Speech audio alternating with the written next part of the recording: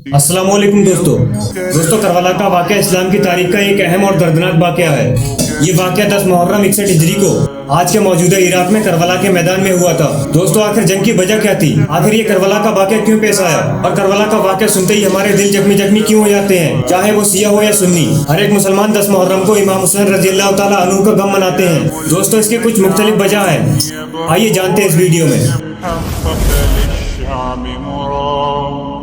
दोस्तों हजरत मुआविया रज़ियल्लाहु ताला अन्हु की मौत के बाद उनके बेटे यजीद ने खलीफा होने का दावा कर दिया था, लेकिन यजीद के किरदार और उसके इस्लामी उसूलों से भटकने की वजह से वहाँ के मुसलमानों ने उसे कबूल नहीं किया। यजीद खुद को खलीफा बनने के लिए हजरत इमाम हुसैन रज़ियल्लाहु ताला अन्हु, जो हमारे नबी मोहम्मद मुस्तफ़ा सल्लल्लाहु ताला अलैहि वसल्लम के नवासे थे, उनसे बैत यानी शपथ लेने की मांग की, लेकिन इमाम हुसैन रज़ियल्लाहु ताला अन्हु ने उसकी मांग को साफ साफ मना कर दिया, क्योंकि इमाम हुसैन यजीद को जालिम और गैर इस्लामी रहनुमा मानते थे। क्योंकि यजीद नाम का तो मुसलमान था, लेकिन उसके काम मुसलमानों वाले बिल्कुल भी नहीं थे। इमाम हुसैन रज़ियल्लाहु ताला अन्हु ने फैसला किया कि वो यजीद के मातहत नहीं रहेंगे और वो मदीने से मक्का चले गए। और मक्का जाने के बाद हजरत इमाम हुसैन के पास कूफे के लोगों के खत आने लगे, जहाँ के लोगों ने उनसे हिमायत का वादा किया था। ये वो लोग हैं जो यजीद को खलीफा नहीं मान रहे थे, वो चाहते थे कि हमारे खलीफा इमाम हुसैन रज़ियल्लाहु ताला अन्हु बने।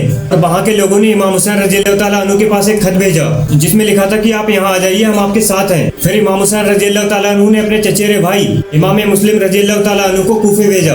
इमाम मुस्लिम को भेजने का मकसद ये था कि वे कूफे में रहने वाले मुसलमानों की सिचुएशन को समझ सकें। और जब इमाम मुस्लिम वहाँ पर पहुंचे तो वहाँ के लोगों ने उन्हें हिमायत का यकीन दिलाया और सब उनके साथ खड़े थे। फिर इमाम मुस्लिम ने यहाँ की सिचुएशन को देखकर हजरत इमाम हुसैन रज़ियल्लाहु ताला अन्हु को बुलाने के लिए खत भेजा।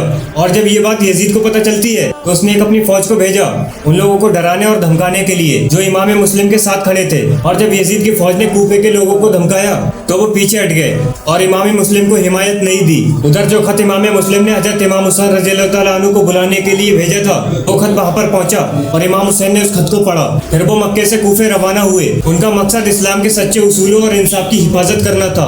इमाम हुसैन अपने 72 साथियों के साथ जा रहे हैं, जिसमें बच्चे, औरतें और बुजुर्ग भी शामिल थे। इमाम हुसैन के भाई हजरत अब्बास भी साथ में थे। और जैसे ही यजीद को पता चला कि इमाम हुसैन कूफे आ रहे हैं, उसने एक बड़ी सी फौज इमाम हुसैन को रोकने के लिए भेजी। इमाम हुसैन और उनके 72 साथियों को करबला में रोक दिया गया और उन्हें पानी से महरूम कर दिया गया।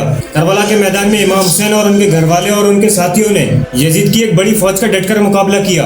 और हजरत अब्बास ने करबला के मैदान में झंडा उठा रखा था, इसीलिए उन्हें अलमदार भी कहते हैं। दोस्तों मैंने करबला की तारीख पे कई शॉर्ट वीडियोस बनाई हैं, अगर आप चाहें तो मेरे चैनल मोजिम फैक्ट पर जाकर देख सकते हैं। दोस्तों आखिरकार मौला इमाम हुसैन रज़ियल्लाहु ताला अन्हु और उनके 72 साथी करबला की सरजमीन पर शहीद हो गए। इस्लाम की तारीख में इमाम हुसैन की शहादत को हमेशा हमेशा के लिए अमर कर दिया और इस शहादत को हम क़यामत तक नहीं भुला पाएंगे।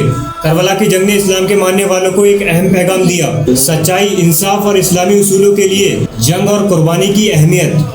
इमाम हुसैन की शहादत ने यजीद के जुल्मों को बेनकाब किया और इमाम हुसैन रज़ियल्लाहु ताला अन्हु की शहादत को सच्चाई और इंसाफ के निशान के तौर पर याद किया जाता है। करबला का वाक़या इस्लाम की तारीख में न सिर्फ मजहबी नज़रिए से देखा जाता है, बल्कि ये जुल्म के खिलाफ जंग और सच्चाई की हिफाजत करने के निशान के तौर पर भी याद किया जाता है।